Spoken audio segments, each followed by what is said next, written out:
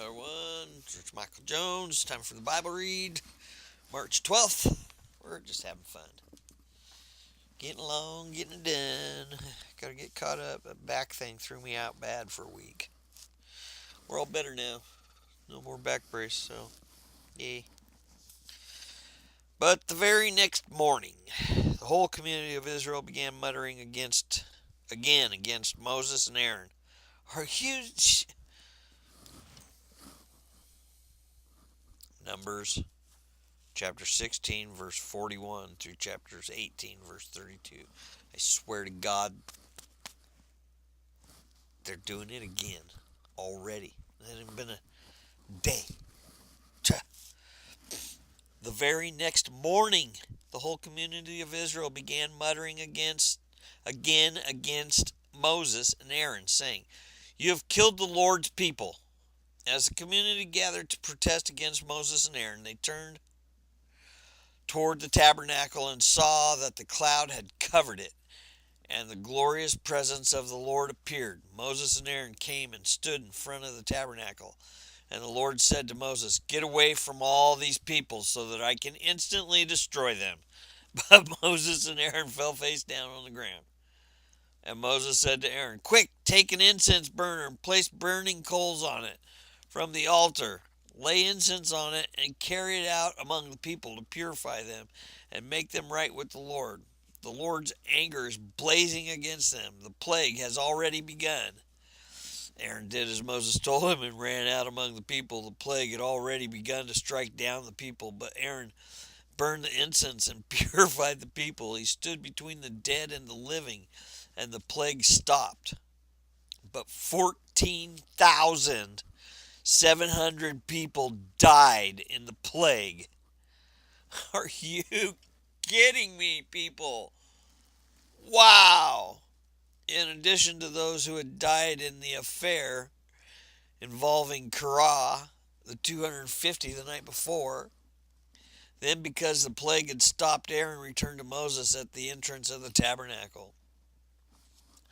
Then the Lord said to Moses, Tell the people of Israel to bring you 12 wooden staffs, one from each leader of Israel's ancestral tribes, and inscribe each leader's name on his staff. Inscribe Aaron's name on the staff of the tribe of the Levi, for there must be one staff for the leader of each ancestral tribe. Place these staffs in the tabernacle in front of the ark containing the tablets of the covenant, where I meet with you.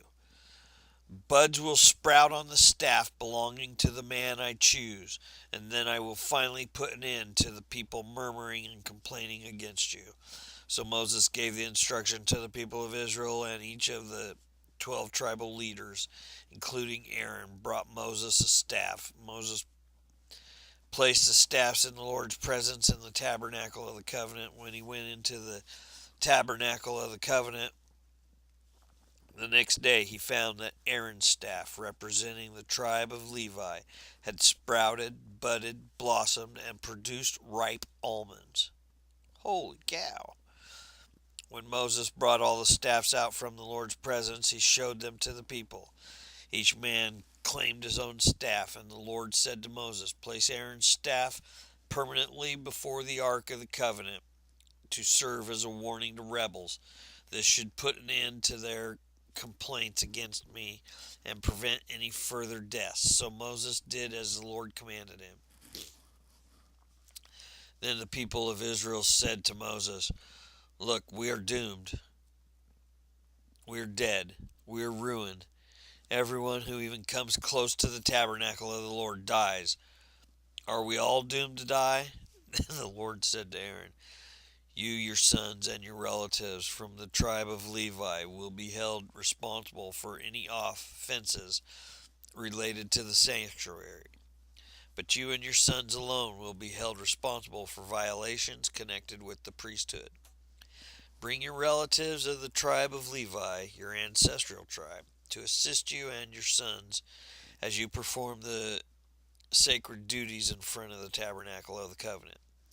But as the Levites go about all their assigned duties at the tabernacle, they must be careful not to go near any of the sacred objects or the altar.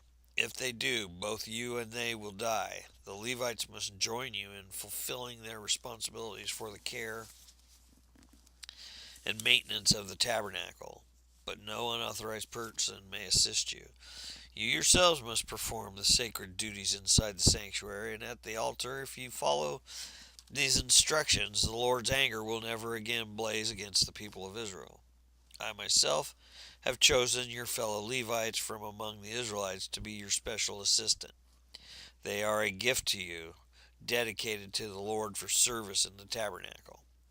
But you and your sons, the priests, must personally handle all the priestly rituals associated with the altar and with everything behind the inner curtain. I am giving you the priesthood as your special privilege of service. Any unauthorized person who comes too near the sanctuary will be put to death. The Lord gave these further instructions to Aaron. I myself have put you in charge of the holy offerings that are brought to me by the people of Israel.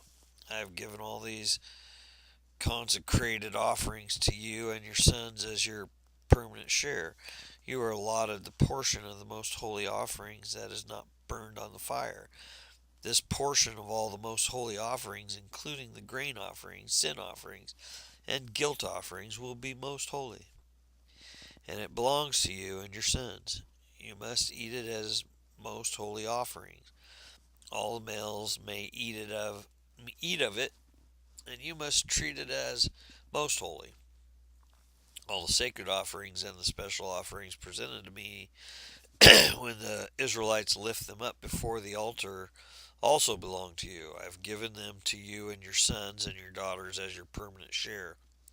Any member of your family who is ceremonially clean may eat of these offerings. I also give you the harvest gifts brought by the people, offerings to the Lord, the best of the olive oil, new wine, grain, all the first crops of their lands, and the people present to the Lord belong to you.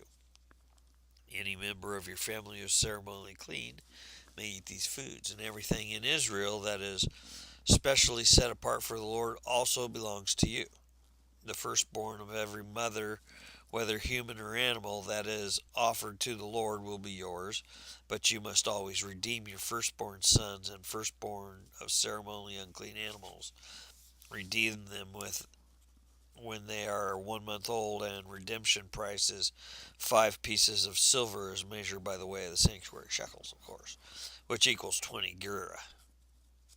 However, you may not redeem the firstborn of the cattle, sheep, or goats. They are holy and have been set apart for the Lord. Sprinkle their blood on the altar and burn their fat as a special gift, a pleasing aroma to the Lord. The meat of these animals will be yours, just like the breast and the right thigh that are presented by lifting them up as a special offering before the altar.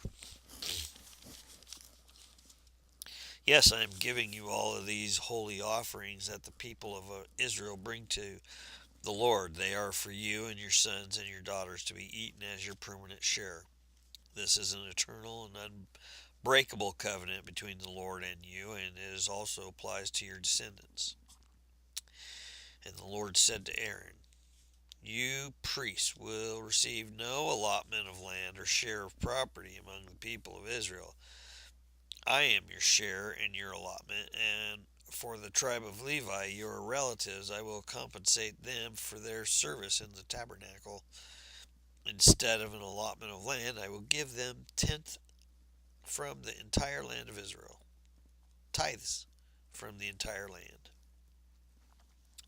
From now on, no Israelite except priests or Levites may approach the tabernacle. If they come too near, they will be judged guilty and will die. Only the Levites may service the tabernacle, and they will be held responsible for any offenses against it. This is a permanent law for you to be observed from generation to generation. The Levites will receive no allotment of land among the Israelites, because I have given them the Israelites' tithes, which have been presented as sacred offerings to the Lord. This will be their Levite share. That is why I said they would receive no allotment of land among the Israelites. The Lord also told Moses, give these instructions to the Levites when you receive from the people of Israel the tithes I have assigned as your allotment. Give a tenth of the tithes you receive, a tithe of a tithe, to the Lord as a sacred offering. And the Lord will consider this offering to be your harvest or offering, as though it were the first grain from your own threshing floor, or wine from your own winepress. You must present 1/10 of the tithe received from the Israelites as a sacred offering to the Lord. This is the Lord's sacred portion, and you must present it to Aaron the priest. Be sure to give to the Lord the best portion of the gifts given to you. Also, give these instructions to the Levites when you present the best parts of your offering. It will be considered as though it came from your own threshing floor or winepress. You Levites and your families may eat this food anywhere you wish, for it is your compensation for serving in the tabernacle. You will not be considered guilty for accepting the Lord's tithes if you give the best portion of the priests to the priest, but be careful not to treat the holy gifts of the people of Israel as though they were common. If you do, you will die. You will die. It's over. Man, God's got rules. Now we go into the second part. Thank God for Jesus. Trust me, people. If it weren't for Jesus, we would never make it. I know. I swear I know. All right, Mark 16, verse 1 through 20. Saturday evening, when the Sabbath ended, Mary Magdalene, Mary the mother of James, and Salome went out to and purchased burial spices so they could anoint Jesus' body very early on Sunday morning, because the Sabbath was over on Sundays.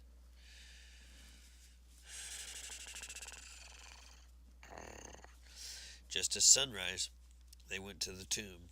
On the way, they were asking each other, who will roll away the stone from us from the entrance to the tomb? But as they arrived, they looked up and saw that the stone, which was very large and had been rolled aside. When they entered the tomb, they saw a young man clothed in a white robe sitting on the right side. The women were shocked. But the angel said, don't be alarmed. You are looking for Jesus of Nazareth, who was crucified.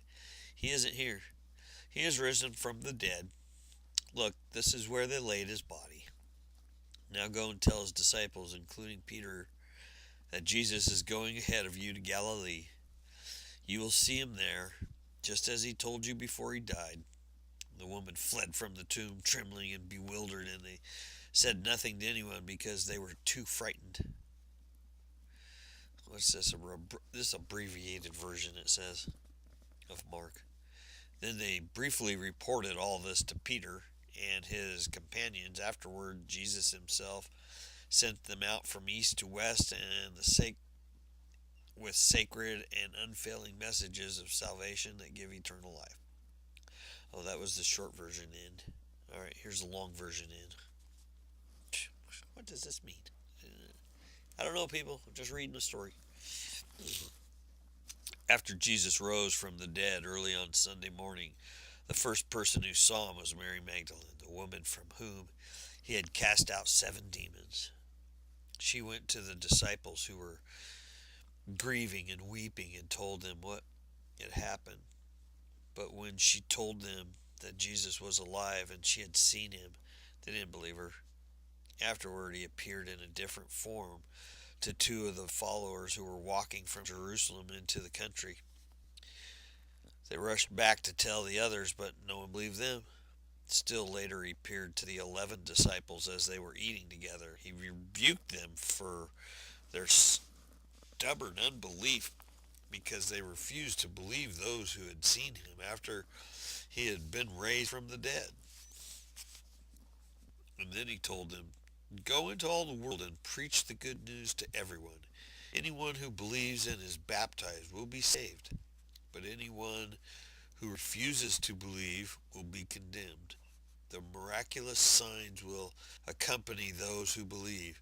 They will cast out demons in my name, and they will speak in new languages. They will be able to handle snakes with safety, and if they drink anything poisonous, it won't hurt them. They will be able to place their hands on the sick, and they will be healed. When the Lord Jesus had finished talking with them, he was taken up into heaven and sat down in the place of the honor at God's right hand. And the disciples went everywhere and preached, and the Lord worked through them, confirming what they said by many miraculous signs.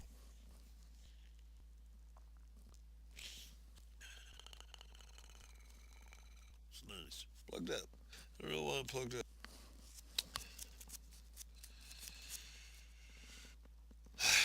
Anyway, Psalms 55, 1 through 23. Listen to prayer, O God. Do not ignore my cry for help. Please listen and answer me, for I am overwhelmed by my troubles. My enemies shout at me, making loud and wicked threats. They bring trouble on me and angrily hunt me down. My heart pounds in my chest. The terror of death assaults me.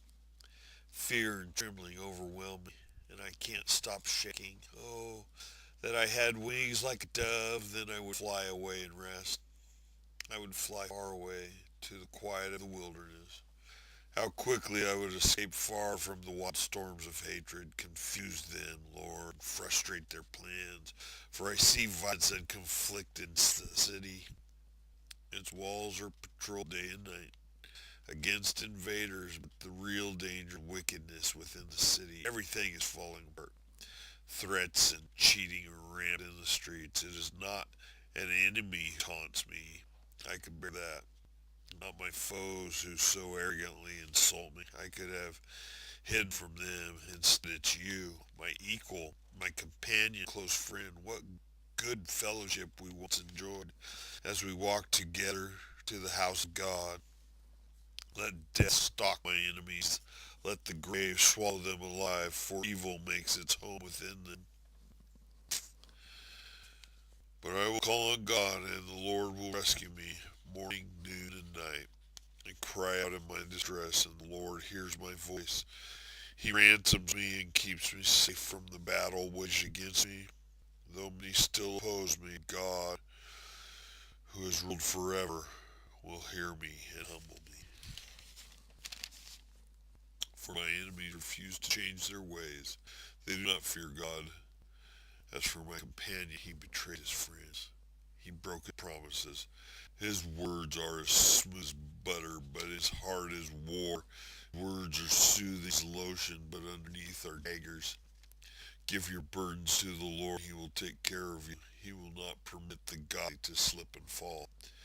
But you, O God, will send the wicked down to the pit of destruction. Murderers and liars will die young, but I am trusting you to save me. Psalms is so good. Proverbs 11:7. When the wicked die, their hopes die with them, for they rely on their own feeble strength.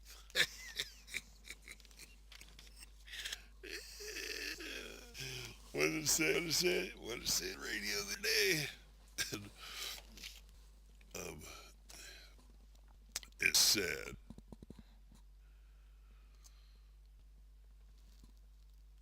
you won't know your life's goal. You won't know you've reached life's goal until you're dead. Because if you're still alive, then you haven't reached your life goal.